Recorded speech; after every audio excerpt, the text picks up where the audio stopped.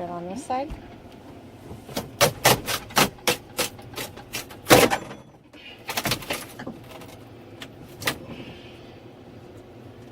Might want to explain you're not using that pan because we went over that last time you were going to use it. And the reason. Once I get some tore out, I'll just kind of catch up with where I'm at. I don't have to say anything. Okay, go. So as we dug into this more and more, realized that using the fiberglass pan wasn't going to work because it was raised higher than the vent outside and it slants down to eliminate water that may get underneath the refrigerator.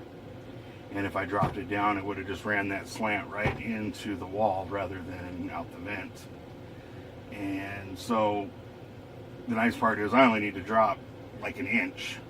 So I'm just going to pull the pan out. I'm going to make a new border around it and just drop it down that little bit and just do it out of, I don't know, probably some just paneling, just like it would have been on the bottom normally. And also in that, we've decided that, well, came up with the conclusion that, well, obviously these corner pieces aren't going to work, so, because they're not going to be tall enough. The refrigerator's taller. So we're just cutting these off. We're just going to cut it all the way down to this box. And then we'll drop our level and then cut it again to right where we need it. And then we will most likely just end up pulling this whole face off the door and just re-paneling this entire thing. One thing that I just realized, if you look over here on this pan for the refrigerator, I pulled these, well, pried it away from the staples here, pried the wood away from the paneling over here, and then on the back I cut the caulking thinking, okay, now it should just come out. Well, I finally ended up using the cutoff tool and I cut a line all the way across the bottom and pried it out to find out that this piece of wood was stuck back in there and this fiberglass actually wraps behind and into that wood. So from out here you can't tell, it just looks like it goes straight back, but it doesn't. It is completely stuck over there. So just something to keep in mind as you're pulling one of these out. And any RV that has it, it's probably going to be the same way. And my guess is because they were trying to make it where the water couldn't go anywhere else. I don't think their design worked. I don't think it was what they probably intended, but either way, now we know. Cut.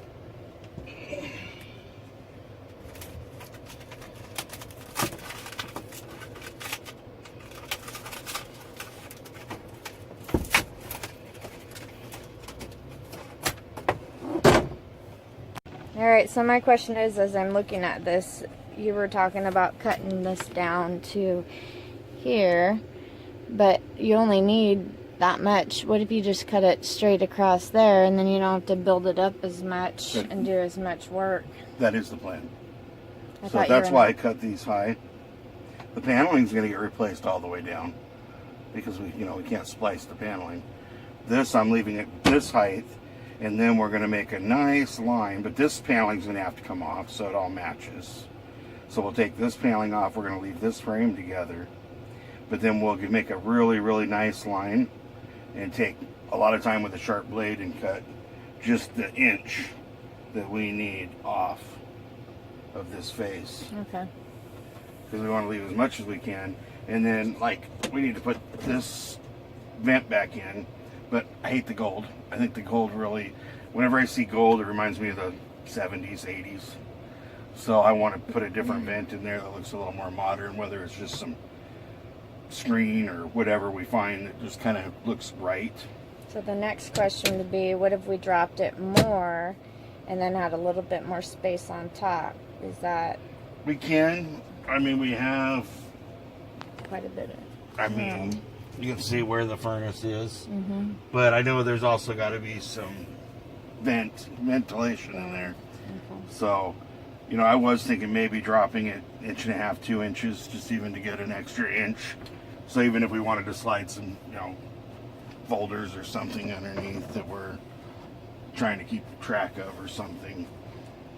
I just wasn't sure how much ventilation space we needed, and to use this space as much as possible is what I was thinking. So drop it as much.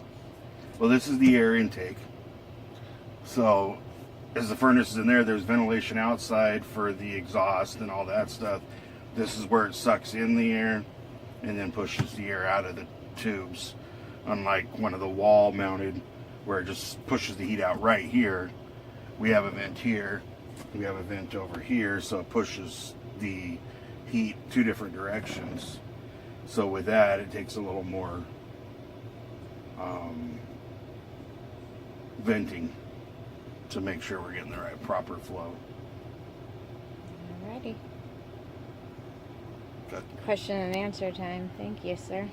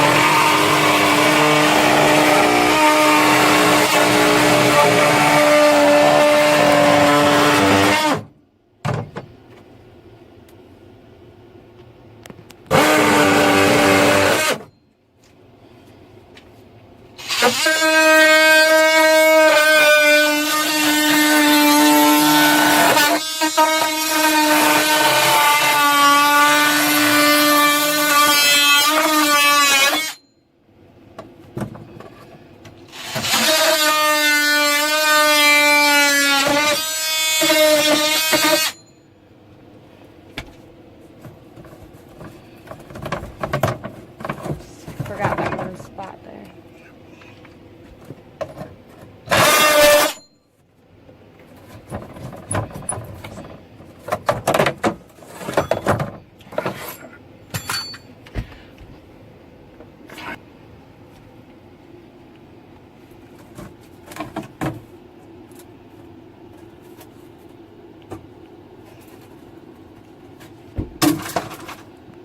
Like I said, honestly. So my question is, why didn't you just cut down low all the way across to save from having to cut twice? Down here instead of here and down. And so my answer to that is I have gas line, electrical, plus all of this 12-volt wiring running right down this wall. So what I wanted was to open it up a little more so that I can see right where these wires are before I start pulling and cutting on any of these. And it just opens that up because now I can kind of put my hand in. feel it, move stuff back, and then I can do a small cut here and slowly just keep cutting off until I get it close enough I can pull it apart, and then even use tin snips or something to cut it around and free the wire. That's kind of what I thought. Thank you. Now what?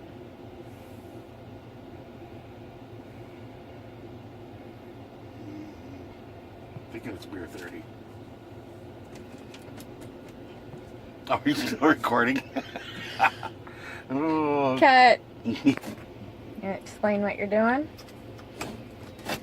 Just trying to get the caulking off of the between the pan and this door. This door, which is going to be, well, the door is going to be there, but it's going to be sealed off. It's not going to be used for anything anymore. So I'm going to get all this old stuff off to finish getting the pan off, so we can then, as our building comes back in, start getting everything sealed back up.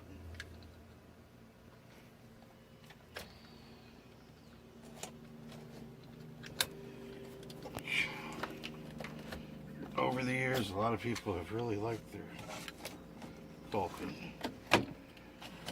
They must have bought stocks in the industry.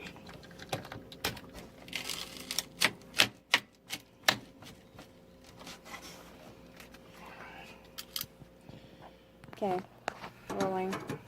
So as we're cutting in here, I'm happy to say I was hoping I would find a splitter for the gas, and we did. It's right down here where the furnace is, because as you can see, the gas line runs up and then runs into here, and since we're getting rid of the gas refrigerator, I really wanted the gas just to be completely away from that area and not have it, but I wasn't sure where it ran, because you're never sure in these things.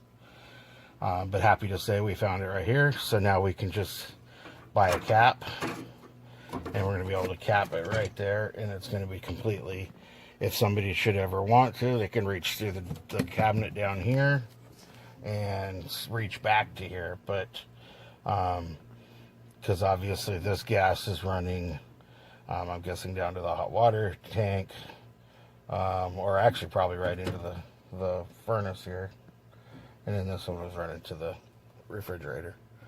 So now we'll have to just run down to the parts store and buy a $1 cap and stick on there, and that will be sealed and taken care of. And the other nice part is while you're in here, I mean, especially doing something this extreme, it's a perfect time to kind of check your furnace and everything. And like I see, here's the fresh air intake right here. So I'll come back and kind of show some of that, but we'll probably open that up, just make sure it's clean. The fan in this has been making noises when it first comes on, and I think it's just from sitting. Like most RVs, they don't get a whole lot of use. So we'll also be opening that up, just to, or hopefully getting into the fan from here, lubing it, and just making it so it's quieter. So anyway, we'll come back to you in a little while. What was it you said that I did the other one? It's on. I know that. So, hello. We're back. Ended up going into it a lot more than we thought. As we've been going through, we started noticing on the inside here, which you couldn't see until we opened that wall, that there's obviously been water down here also. So we've decided to go ahead and rebuild this section also. The nice thing is, years ago I worked for Redmond Homes, which was a manufactured home place. Most of these are built by a manufactured home place. So some of the things are the same. So one thing that I have noticed that makes it simpler is there's always going to be screws just like this, and they run right through the bottom of these panels, and that's basically all that holds these cabinets into the floor. So it's getting down, pull these out, it's loose, and then it's just being patient. I'm trying to break the seal between this board and this panel, because obviously I don't want to do anything back here. I just want to take this out right along here And I've already got the one paneling and board that was holding it. Went right across here. I pried these screws out, cut it off here, was able to get that piece out. And now I'm getting really close to this being loose. And then the nice part is, I mean, if you're really careful, you take your time, then you're going to be able to rebuild, and you'll have this whole thing to just trace. You lay it on a piece of plywood, whatever, it's going to be your method for putting it back together, which we'll show that as we go on what we're going to do or how we're going to do it. But there's so many options out there to do it. You could take a nice piece of ACX plywood and trace it out, cut out your openings and everything, and then be able to just stain that and make a solid, solid piece of wood. In most cases, if you're going to be traveling, you want to do it more like they did. Other than, I won't use press board. I'll use one by just some pine, some lightweight pine, to build the frame to keep the weight down. But with that, you have to have certain tools. But again, we'll go through that in the next segment, or when we get to that point of the project, and kind of show what that takes. Other than that, I'm just going to keep whittling away at trying to get this out in one piece, and check back in with you later.